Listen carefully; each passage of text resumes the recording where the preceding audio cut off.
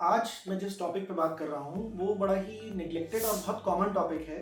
वो है finger tip और नेल बेड इंजरी। अगर हम देखें लिटरेचर को देखें तो जर्नल ऑफ हैंड सर्जरी में ये है लिखा है कि 20% जो हमारे हाथ में चोट लगती है उसमें 20% चोटें फिंगर टिप और नेल बेड पे लगती हैं। यानी हर 5वें केस में हम फिंगर टिप और नेल बेड को चोट वाला देखते हैं। तो इसके कॉमन कॉजेस क्या हैं? अगर हम देखें सबसे कॉमन है डोर ट्रैप, कि डोर खोल रहे हैं बंद कर रहे हैं डोर के अंदर आ जाना। फिर है बेड बॉक्स, आजकल सबके घरों में बेड बॉक्स हैं जिसमें हम लोग सामान रखते हैं, तो बेड बॉक्स गिर गया तो वो फिंगर टिप पे गिर गया। ये चोटें इतनी कॉमन इसलिए कि जो हमारा सबसे ज्यादा कॉमनली कांटेक्ट में आने वाला पार्ट है हमारे हाथ का वो है फिंगर टिप्स।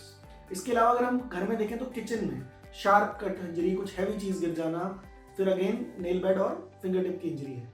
फिर हम वर्क प्लेस पे देखें शार्प टूल से काम करना या किसी की वर्क प्लेस पे कुछ भी हैवी चीज गिर जाना, ये एक हो गया। तीसरा होता है स्पोर्ट्स इंजरीज।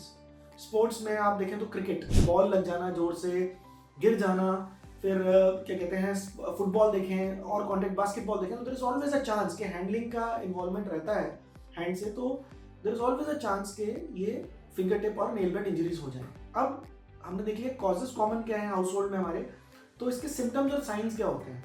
सबसे कॉमन सिम्टम जो हम नेल बेड इंजरी का होता है वो होता है सब उंगल हेमेटोमा। कहने का मतलब ये है कि जब नेल पे या इस पे चोट लग जाए इसके नीचे क्लॉट जमा हो जाता है और वो ब्लैक हो जाता है nail. That is the commonest sign. उसके अलावा कट्स ऑब्वियसली दिखते हैं, ब्लीडिंग होना, स्वेलिंग आ जाना।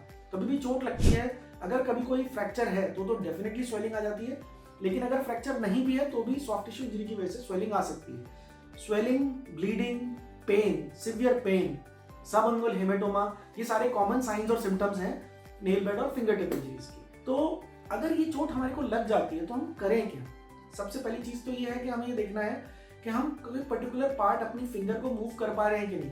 अगर मूवमेंट नहीं है और स्वेलिंग है तो हमें ये सोचना है कि कहीं फ्रैक्चर तो नहीं हो गया है। तो पहली चीज तो है फ्रैक्चर को रूल आउट करना, क्योंकि अगर फ्रैक्चर है तो उसका ट्रीटमेंट हम घर पे नहीं कर सकते। उसके लिए जो भी है स्प्लिंटेज व के वायर या जो भी हमारा हैंड सर्जन करेगा वो एक अलग चीज होगी। दूसरा है कट्स होते हैं। कट्स होते हैं तो पहली चीज हमारे ध्यान में आती है कि इसकी ब्लीडिंग रोकी जाए। तो हैंड के कट्स की ब्लीडिंग कैसे रोकने की? First thing is pressure, second thing is elevation, third thing is tourniquet. तो ये 3 चीजें हैं हमारी कॉमन जिससे हम हैंड की ब्लीडिंग रोक सकते हैं।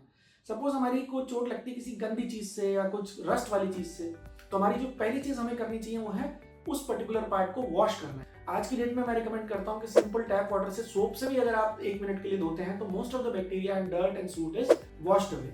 ठीक है। अगर सपोज सब अंगुल हेमेटोमा हो गया तो उसका जो ट्रीटमेंट हम लोग करते हैं एज अ हैंड सर्जन, हम उसको ड्रेन करते हैं somehow. It can be drained with a needle या फिर it has to by removing the nail bed. इसके अलावा कई बार जो कट्स होते हैं उसमें हमें एग्जामिन करना पड़ता है कि उसके नीचे के जो वाइटल स्ट्रक्चर्स हैं, वेन्स, नर्व्स, आर्टरीज, वो तो डैमेज नहीं है। अगर नर्व डैमेज है तो आगे की सेंसेशन चली जाती है। तो कट्स और इन चीजों को हमें इसलिए देखना होता है।